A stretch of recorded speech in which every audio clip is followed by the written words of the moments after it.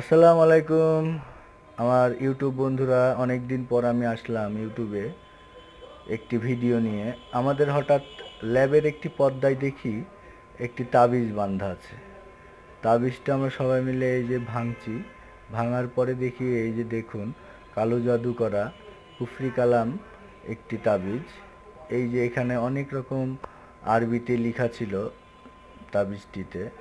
আসলে এইসব কাজ যেসব মানে হুজুর বা যারা করে, আসলে তাদের তো ইমান তো অনেক আগেই নষ্ট হয়ে যায়, তাদের ইমানে ধর্মেরও সমস্যা আছে যারা এইসব খারাপ কাজগুলা করে।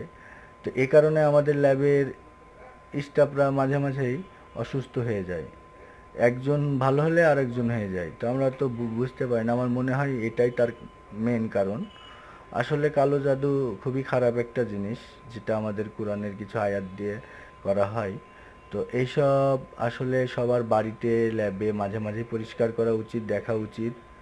আর এইসব সমাজের শত্রুরা যারা করে তাদেরকে আইনের মাধ্যমে হোক, জনগণের মাধ্যমে হোক, এদের একটা উচিত শিক্ষা দেওয়া উচিত যেন এসব কাজ দ্বিতীয়বার না করে। তো আপনার